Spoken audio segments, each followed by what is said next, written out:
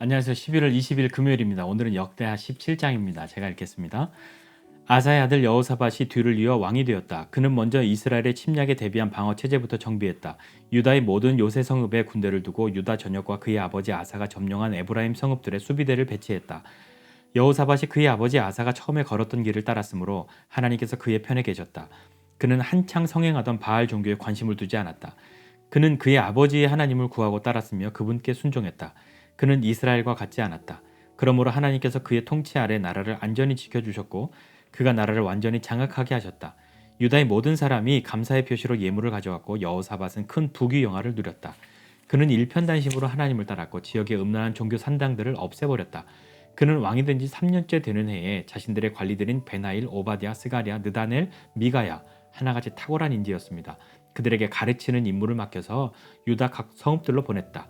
레위인들 스마야, 느다냐, 스바디아, 아사헬, 스미라못, 여호나단, 아도니아, 도비야, 도바도니아도 함께 보냈는데 제사장 엘리사마와 여호람도 그 일행 중에 있었다. 그들은 유다 성읍들을 돌면서 하나님의 계시의 책으로 백성을 가르쳤다. 유다 주변에 있는 모든 나라는 하나님이 두려워 감히 여호사밧에게 전쟁을 걸지 못했다. 일부 블레셋 사람들은 여호사밧에게 많은 예물과 은을 가져왔고 사막의 베두인 사람들은 가축대 곧 수장 7,700마리와 염소 7,700마리를 가져왔다. 그리하여 여호사밧은 날로 더 강해졌고 곡식을 쌓아두는 성읍과 요새들을 더 많이 세웠다. 유다의 번성기였다. 또 여호사밧은 탁월한 전사들을 예루살렘에 주둔시켰다. 유다 군 지휘관들을 가문별로 구분하면 사령관 아드나가 군사 30만, 부사령관 여호하난이 28만, 부사령관이자 하나님을 위해 자원한 시그리의 아들 아마시아가 20만의 군사를 거느렸다. 군 지휘관 엘리아다는 활과 방패로 완전 무장한 베냐민 가문과 군사 20만의 대표였고 그의 부지휘관 여호사밧은 군사 18만을 거느렸다. 그들은 왕의 직속 명령을 받았다. 이 밖에도 왕은 온 유다에 흩어져 있는 요새 성읍들에도 병력을 배치했다. 아멘. 역대하 17장은 이제 여호사밧의 이야기를 기록하고 있습니다. 여호사밧은 35살에 유다의 네 번째 왕이 됩니다. 그가 25년간 왕으로 통치하는데요. 초반 3년은 아버지 아사의 섭정 아래 있었고 후반 6년은 아들 여호람과 함께 왕위를 공유하는 그런 시기를 보냅니다. 오늘 역대하 17장은 전반적으로 여호사밧과 유다에 대한 평가를 기록하고 있는데 굉장히 좋은 것 같습니다. 여호사밧에 대한 평가도 좋고요. 그로 말미암아서 유다도 굉장히 강성하고 부강한 나라로 그렇게 보입니다. 여호사밧이 아버지 아사에게서 많은 걸 배웠겠죠. 그가 왕이 되어야 하니까요. 근데 아사도 초반에 굉장히 좋은 왕, 훌륭한 왕, 배울 것이 많은 왕이었는데 그의 인생의 마지막 후반부에 가서 하나님을 찾지 않고 안타까운 모습으로 그렇게 마무리를 하는 것을 우리가 성경을 통해서 보았는데 여호사밧이 가장 가까이에서 그것을 본 사람입니다. 그는 무엇을 배웠을까요? 아버지를 보면서 뭘 배웠을까요?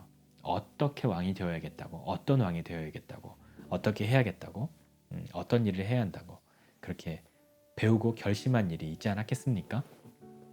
이제 그 여호사밧이 왕이 된 겁니다.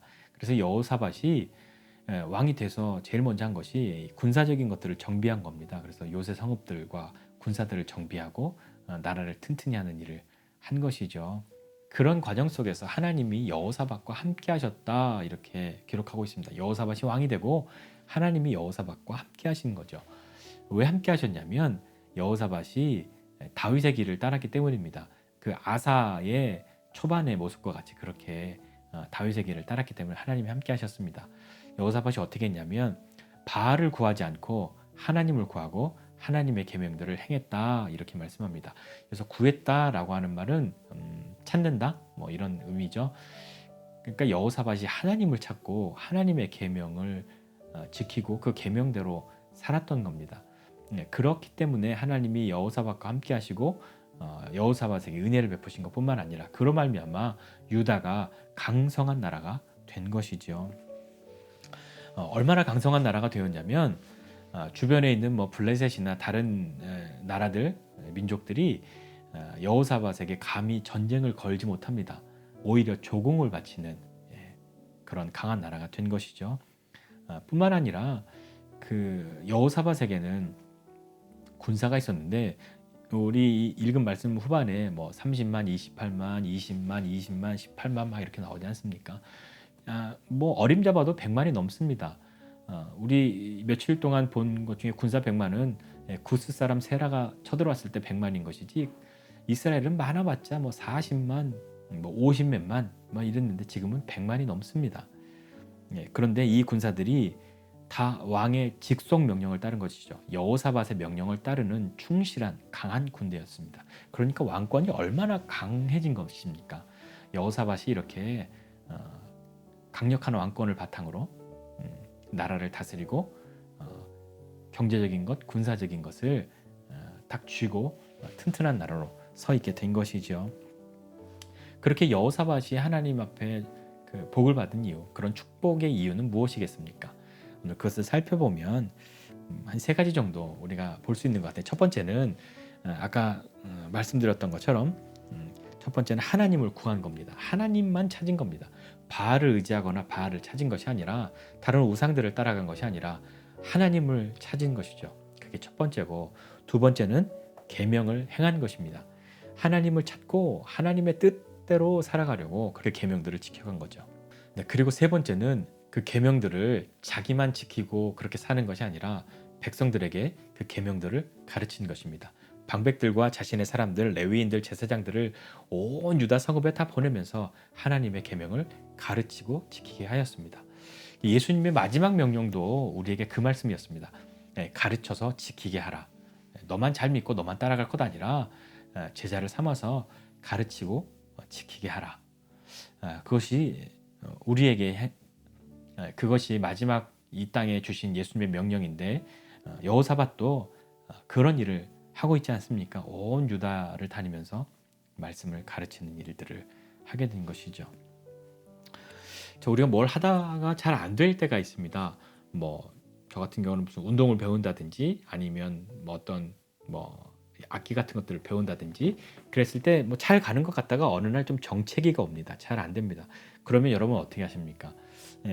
뭐 저는 한 두 가지 정도를 하는데요. 첫 번째는 쉽니다. 며칠 쉬고 난 다음에 하면 다시 잘 되는 경우가 많고요.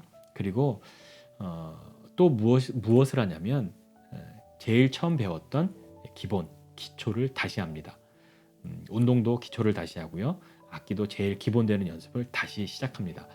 잘 안 될 때는 내 기초가 잘 돼 있는가를 확인해 보고, 또 그것에 시간을 두면 다시 뭐 굉장히 잘 되는 것을 경험할 때가 많이 있습니다. 신앙적인 것도 그런 것 같습니다. 무엇인가 잘 안 될 때, 어려움에 부딪히거나 뭔가 좀 막혀 있거나 뜻대로 잘 되지 않거나 뭔가 더 이상 잘하지 않는 것 같다고 생각할 때는 내 기본이 어떻게 되어 있는가를 한번 살펴보는 것도 굉장히 우리에게 도움이 될 것입니다.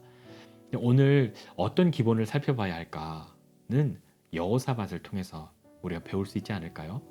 내가 정말 하나님을 찾고 있는가, 하나님의 계명을 따르는 것을 즐거워하고 있는가, 그리고 그것을 가르치고 있는가.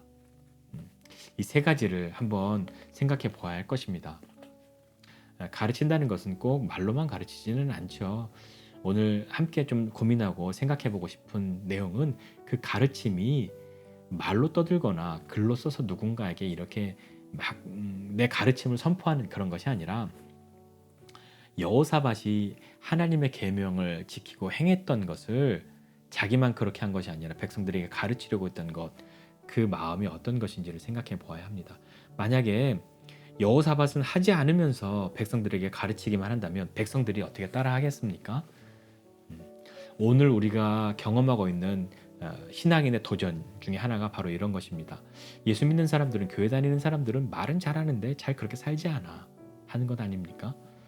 그러니 오늘 우리도 가르친다라고 했을 때, 나는 못하지만 너는 하거라, 그렇게 가르치는 것이 아니라 내가 먼저 그렇게 살아가려고, 그리고 그렇게 사는 모습, 그렇게 살아가려고 애쓰는 마음, 처절하게 이겼다 졌다 하는 것을 반복하지만 그래도 포기하지 않고 하나님의 계명을 지키고자 하는 내 삶을 그렇게 살아가고자 하는 그런 의지들, 믿음의 용기들을 통해 가르칠 수 있는 것 아니겠습니까? 오늘 하루 나는 안 돼, 그럴 것이 아니라 내가 가르치는 것은 내가 사는 모습을 통해서 가르칠 수 있다는 것을 기억하셔야 합니다. 아이 키우시는 분들 그런 거 많이 느끼시죠? 내 아이 내가 말로 가르치지 않았지만 내가 하는 그대로 합니다. 뭐 주엘이 지온이 말할 것도 없고요. 뭐 지우루이는 뭐 더 말할 것도 없고요. 이제 태어난 지 얼마 안 된 예린이도 조금 있으면 엄마 아빠 하는 그대로 할 겁니다. 보고 배우니까요. 그렇게 하라고 시키지 않았어도 배웁니다. 가르침을 받는 것이죠. 그래서 예수님이 가르쳐 지키게 하라 하신 그 말씀에는 이런 뜻도 새겨져 있는 것입니다. 자, 오늘 하루 우리가 하나님을 찾고 하나님의 계명대로 살려고 애쓰고 또한 그렇게 사는 것을 통해서 내가 그리스도인의 감히 본을 보일 수 있는 그런 사람으로 한 걸음 한 걸음 자라나셔야 하지 않겠습니까? 잘 안 되더라도 또 실패하더라도 다시 포기하지 않고 일어서는 것, 그것이 우리가 하나님 앞에 격려받을 일이고 서로가 격려를 해주어야 할 일인 것 같습니다. 오늘 하루도 믿음으로 하나님을 찾고 하나님의 계명대로 행하고 잘 가르치는 저와 여러분 모두가 되시기를 주님의 이름으로 부탁드립니다. 기도하겠습니다. 하나님 아버지, 은혜와 사랑을 감사합니다. 오늘 하루 우리가 우리의 삶을 살아가면서 여호사밧의 이야기를 통해 한번 생각해 본 부분들을 우리 삶 속에 적용할 수 있는 은혜의 기회들을 허락해 주시기를 원합니다. 우리가 하나님 찾게 해주시고 하나님의 계명을 지키는 사람 되게 해주시고 그리고 그것을 가르칠 수 있는 사람 되게 해주십시오. 그 가르침이 때로는 은은한 그리스도인의 향기로 때로는 용기 있는 결단으로 그렇게 가르칠 수 있는 우리의 삶이 될 수 있도록 은혜를 베풀어 주십시오. 하나님, 오늘도 우리는 주님의 손에 붙들리고 주님과 함께하여서 유다가 강성하여진 것처럼 우리도 주님과 함께함으로 강한 믿음의 사람들이 다 될 수 있도록 은혜를 베풀어 주시옵소서. 감사드리고 예수님의 이름으로 기도드립니다.